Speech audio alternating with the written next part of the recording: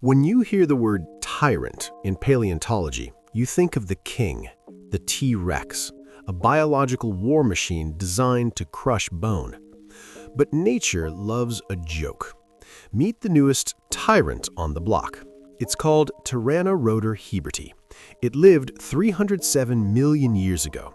It had a head shaped like a heart. It walked on 4 stubby legs, and, crucially, it was about the size of an American football. But this little football isn't famous for its size. It's famous because it did something radical.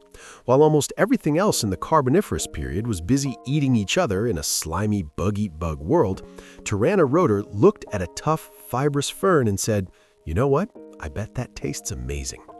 This creature is a stem amniote, a weird uncle to modern reptiles and mammals, and it is one of the very first vertebrates on land to figure out how to eat its veggies.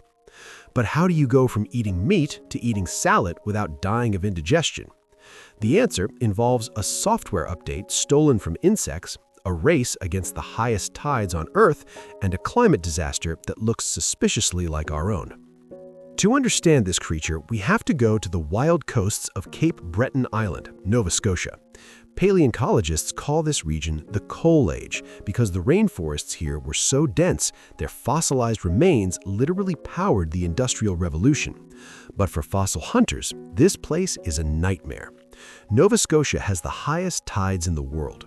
We're talking about the ocean ripping away the coastline, exposing fossils for just a few hours before washing them away forever. As Arjun Mann, one of the lead researchers on this discovery, put it, paleontologists hate excavating in cliffs because the cliff could come down on you. It was here, in the Sydney Mines Formation, that an avocational paleontologist named Brian Hebert spotted something weird in a fossilized tree stump. It wasn't a rock, it was a skull. A wide, heart-shaped skull. They named it Tyrannoroder heberti, Hebert's tyrant digger. Now, usually when we find things from this era, they are what we call recumberostrans or microsaurs. Think of them as the evolutionary laboratory's throwaway experiments. They aren't quite reptiles, they aren't quite mammals. They are stem amniotes. They evolved eggs that could survive out of water, which was the high-tech innovation of the year 300 BC. But when they put this specific skull into a CT scanner, they found something inside the mouth that shouldn't have been there. If you look at a T-Rex, it has teeth for ripping. If you look at a cow, it has teeth for grinding. When they looked at Tyrannoroder, they saw a mouth jam-packed with teeth. But not just on the jaw. This thing had rows of specialized teeth on the roof of its mouth. Why is this a big deal? Because plants are hard to eat. They're full of cellulose and fiber. To get energy from a fern, you need to pulverize it. Tyrannoroder's dental setup was a biological crushing machine designed to grind tough fodder. This makes Tyrannoroder one of the earliest known tetrapods to experiment with herbivory. But here's the million-dollar question. How did a lineage of meat eaters suddenly wake up and decide to go vegan? They cheated.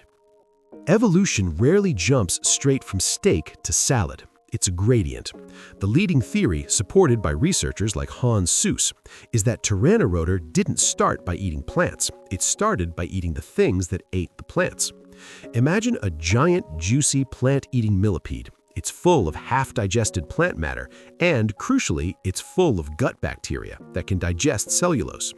By crunching down on these insects, using those terrifying roof-of-mouth teeth, Tyrannoroder was likely ingesting the exoskeletons, fiber, and the microbiome of its prey. It was essentially stealing the software update for digestion from the bugs. Over time, this insect-flavored salad diet transitioned into a salad-flavored salad diet.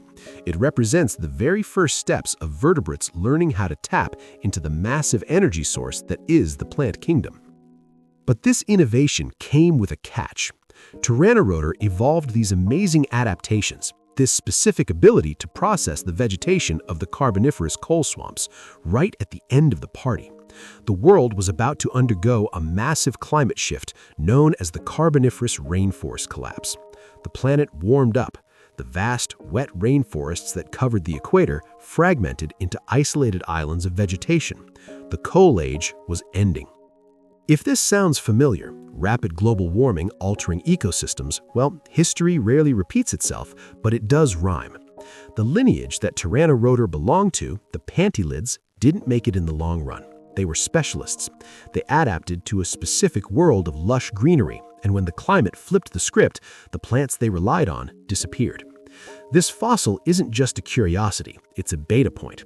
It tells us that specialized plant eaters are often the first to suffer when the climate changes. The generalists scraped by. The specialists, like our football-sized friend, hit a wall. We often look to the stars for aliens, but sometimes the strangest creatures are buried in a cliff face in Nova Scotia, waiting for the tide to go out. Tyrannoroder heberti might look like a chubby lizard, but he was a pioneer. He was a tyrant of the salad bar. He represents that crucial moment when life on land decided to try something new, unlocking the energy that would eventually support the dinosaurs, the megafauna, and finally, us. So next time you struggle to eat your kale, remember, your distant ancestors spent millions of years evolving the ability to digest that. Show some respect. Thanks for watching. If you want to know more about the monsters that crawled out of the Carboniferous swamps, hit that subscribe button and stay curious.